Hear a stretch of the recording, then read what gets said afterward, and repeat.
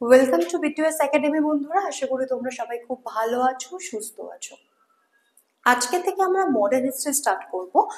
Modern হিস্ট্রিতে যে টপিকটা ফার্স্টে স্টার্ট করব সেটা হচ্ছে যে অ্যাডভেন্ট অফ ইউরোপস। ইউরোপদের যেসব ইউরোপীয়রা ভারতে এসেছিলেন তাদের বিষয় থেকে আমরা মডার্ন হিস্ট্রি শুরু করব।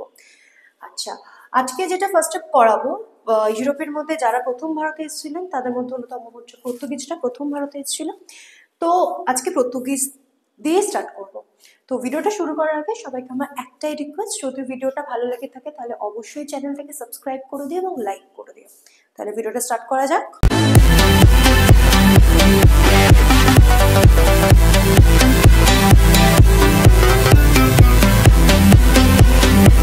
ইউরোপে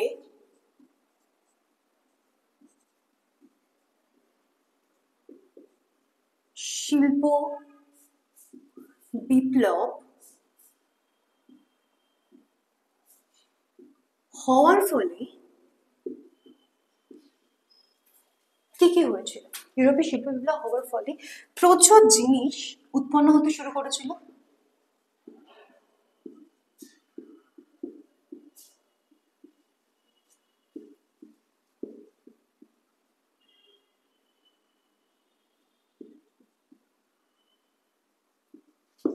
উৎপন্ন হতে শুরু করেছিল। আচ্ছা, ইউরোপে তাহলে কি শিল্প বিপ্লব প্রথম ইউরোপে হয়েছিল সেটা আমরা সবাই জানি। আচ্ছা, ইউরোপে শিল্প বিপ্লব হওয়ার ফলে প্রচুর জিনিস উৎপন্ন হতে শুরু করেছিল, কারণ শিল্প বিপ্লব হওয়ার ফলে বিভিন্ন ধরনের মেশিন তৈরি হয়েছিল, যার ফলে তাদের উৎপাদন ক্ষমতা আরো বৃদ্ধি পেয়েছিল, উৎপন্ন হতে শুরু করেছিল, যার ফলে প্রচুর জিনিস উদ্বৃত্ত থেকে গিয়েছিল।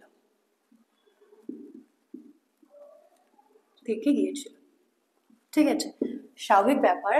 যদি উৎপাদন বেশি হতে থাকে, মানুষের যেটা পর্যাপ্ত জিনিস তারা সেটা নিয়ে নেওয়ার পরেও যদি সেটা অনেক যদি পরিমাণে থেকে যায় তাহলে সেটা উদ্বৃত্ত জিনিস হিসাবে থেকে গেল।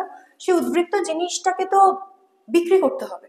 হ্যাঁ, তো সেই বিক্রি করার জন্য এই উদ্বৃত্ত জিনিসগুলি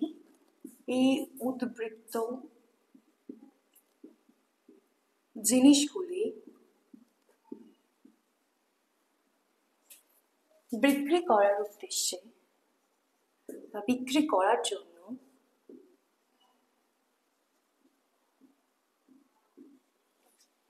ইউরোপীয়দের কি দরকার ছিল? নতুন মার্কেট প্রয়োজন ছিল, কারণ তাদের মার্কেটে তো এইসব জিনিস তো অলরেডি বিক্রি হয়েই গেছে। নতুন মার্কেটের দরকার ছিল। আচ্ছা, সেই কারণে তারা কি করেছিল?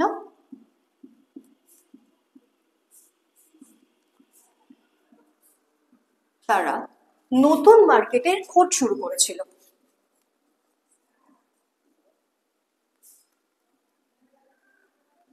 মার্কেটের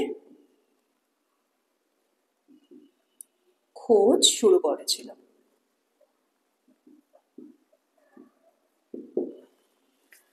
ঠিক আছে, কিন্তু একটা সমস্যা হয়ে যায়। কি সমস্যা? 15th সেঞ্চুরিতে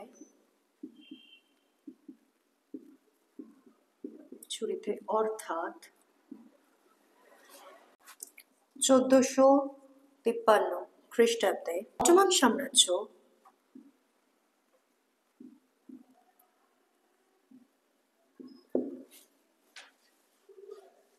কনস্টান্টিনোপল আক্রমণ করে বা দখল করে নেয়।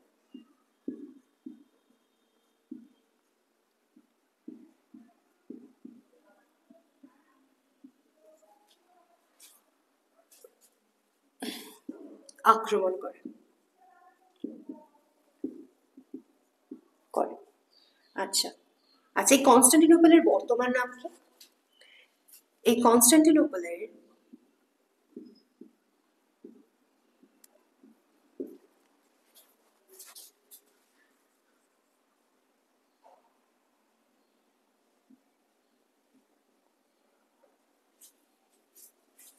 বর্তমান নাম হলো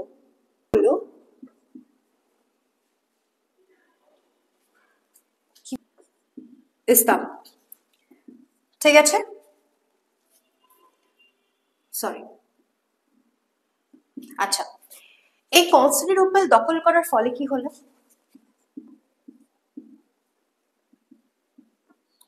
এই কনস্টান্টিনোপল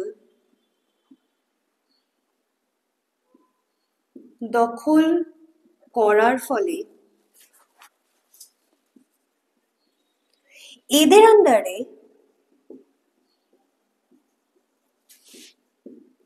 যেসব ল্যান্ড রুট ছিল সেগুলো কাদের দখলে চলে যায়? সেগুলি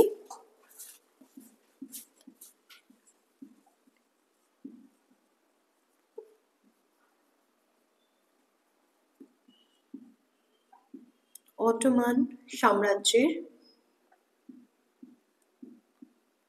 অধীনে চলে যায়।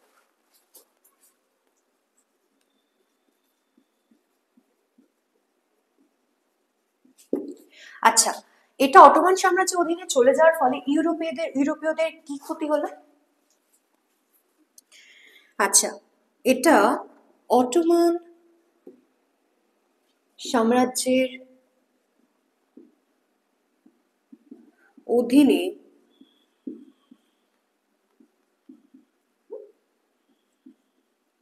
চলে যাওয়ার ফলে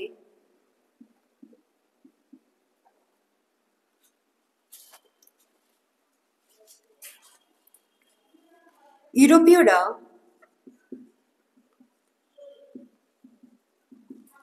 যে ল্যান্ড রুটের মাধ্যমে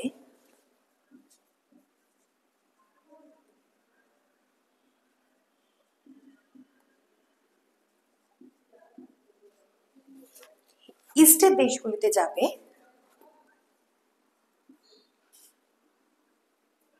ইস্টের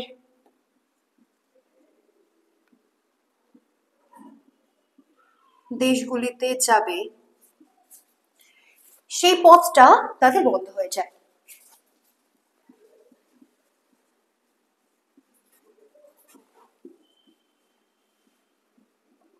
তাদের বন্ধ হয়ে যায়।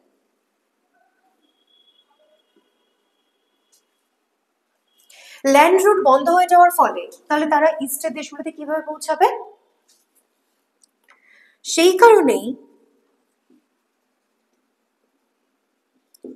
ইউরোপীয়রা কি করেন? সেই কারণে ইউরোপীয়রা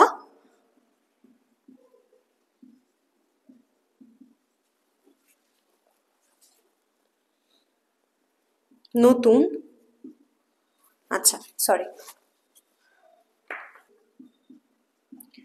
বাণিজ্যের জন্য সি রুটের খোঁজ করেন। খোঁজ শুরু করেন। ঠিক আছে, এই জিনিসটা গেল হচ্ছে কিছু বেসিক ইনফরমেশন। এবারে হলো যে বিষয়ে আলোচনা করব সেটা হচ্ছে ফাইন্ডিং দ্য সি রুটস। ঠিক আছে, ওকে, এবার ফাইন্ডিং দ্য সি রুটস বিষয়ে আলোচনা করব। কি? আচ্ছা, এই নতুন নিউ সি রুটস খোঁজার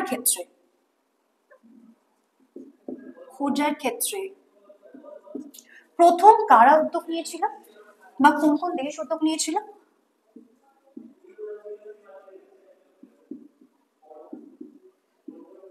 উদ্যোগ নিয়েছিল স্পেন এবং পর্তুগাল বা পর্তুগিজ।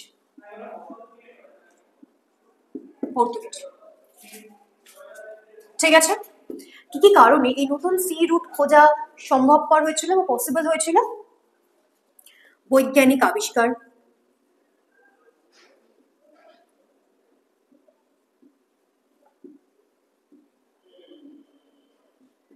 এবং তার কারণে রেনিসার কারণে এই সি রুট খোঁজা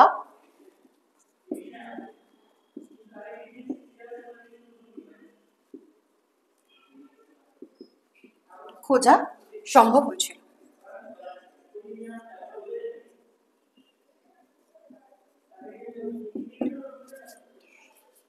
এইবারে পড়বো যে কারা কারা কোন কোন দেশ ডিসকভার করেছিল বা কোথায় কারা কারা গিয়েছিল। ঠিক আছে, প্রথমে যিনি আছেন তিনি হলেন ডায়াস। ঠিক আছে, ইনি প্রথম পর্তুগিজ যিনি কি করেছিলেন, যিনি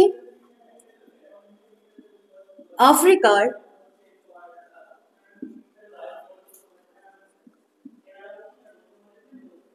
সাউথার্ন পয়েন্টে গিয়েছিলেন। সাউথার্ন পয়েন্টে গিয়ে এবং সেখানে পৌঁছে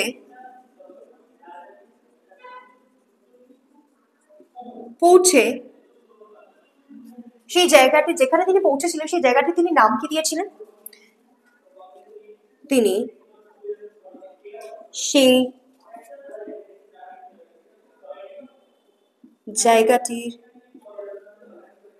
নাম দিয়েছিলেন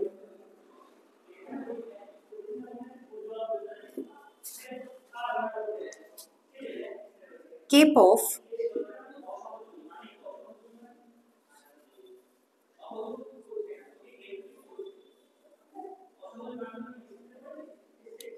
গুড হোপ। ঠিক আছে, তাহলে কি ডায়াস প্রথম পর্তুগিজ ছিলেন যিনি আফ্রিকার সাউথার্ন পয়েন্টে গিয়েছিলেন প্রথম, আর সেখানে পৌঁছে তিনি যে জায়গাটি তিনি সেই জায়গাটির নাম দিয়েছিলেন Cape of Good Hope, Columbus. আচ্ছা আচ্ছা, এই কলম্বাস কোথাকার লোক ছিলেন? ইনি স্পেনের লোক ছিলেন। আচ্ছা, 1492-তে ইনি ইন্ডিয়া রুট ডিসকভার করতে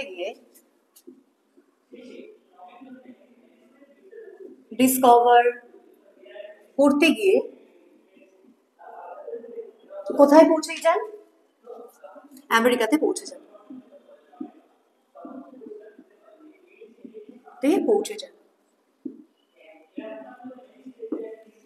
আচ্ছা, মানে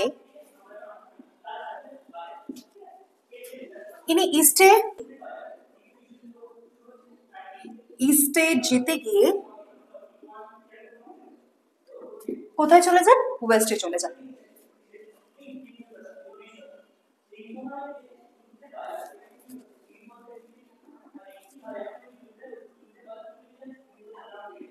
এনার পর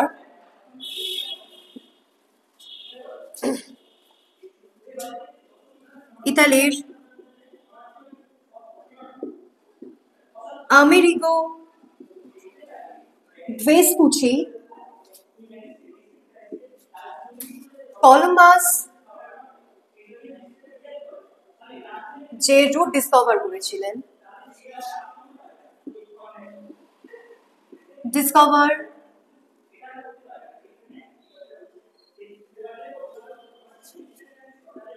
করেছিলেন তিনি সেখানে যান, সেখানে পৌঁছান এবং তার নাম অনুসারে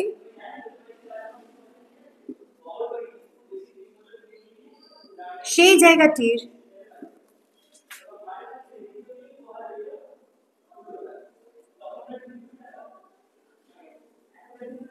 নাম রাখেন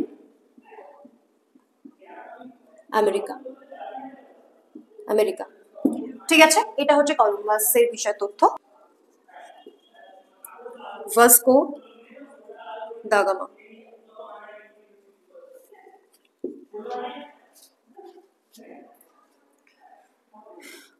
1498-এ ভাস্কো দা গামা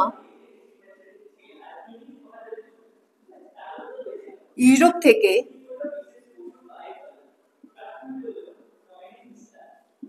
প্রথমে কোথায় যান?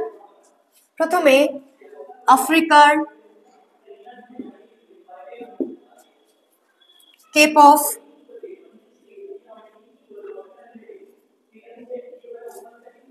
গুড হোপে পৌঁছান,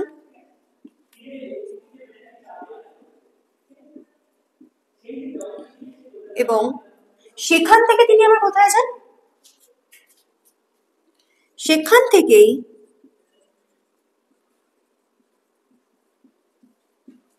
তিনি ইন্ডিয়াতে যাওয়ার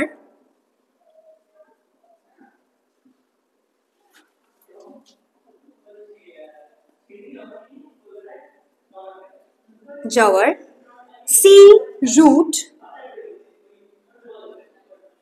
ডিসকভার করেন। ঠিক আছে, ওকে। নেক্সট হচ্ছে মেগালন।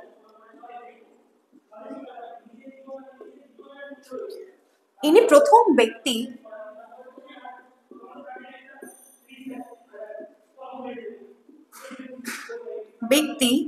যিনি কি করেছিলেন?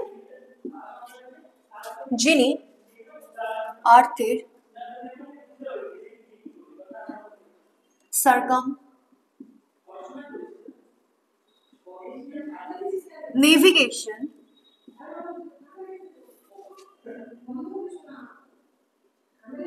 শুরু করেছিলেন। ঠিক আছে, তাহলে কে? মেগালন, যিনি কি করেছিলেন? প্রথম আর্থের সার্কাম নেভিগেশন শুরু করেছিলেন। উনি বলেছিলেন যে আমি এখান থেকে যদি যাত্রা শুরু করি আবার আমি এইখানেই ফিরে আসবো। ইনি প্রথম এই কথাটা বলেছিলেন। ঠিক আছে, নেক্সট এবার পড়াবো, সেটা হচ্ছে ট্রেড উইথ আফ্রিকা।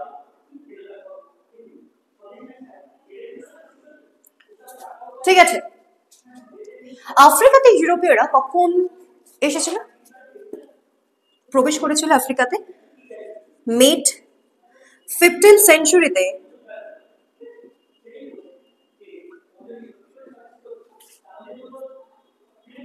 ইউরোপীয়রা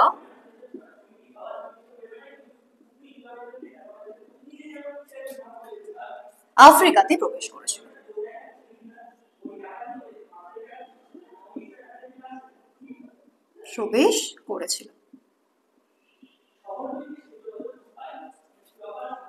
সরি,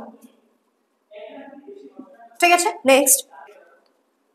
আচ্ছা, ইউরোপীয়রা এখানে তো বিভিন্ন জিনিস বিক্রি করতো, তার সাথে এখান থেকে তারা কি কি জিনিস রপ্তানি করতো, কি কি জিনিস আমদানি করতো? সরি,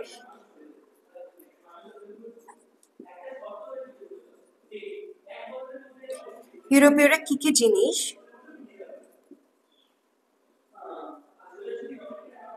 নিজ দেশে নিয়ে যেত?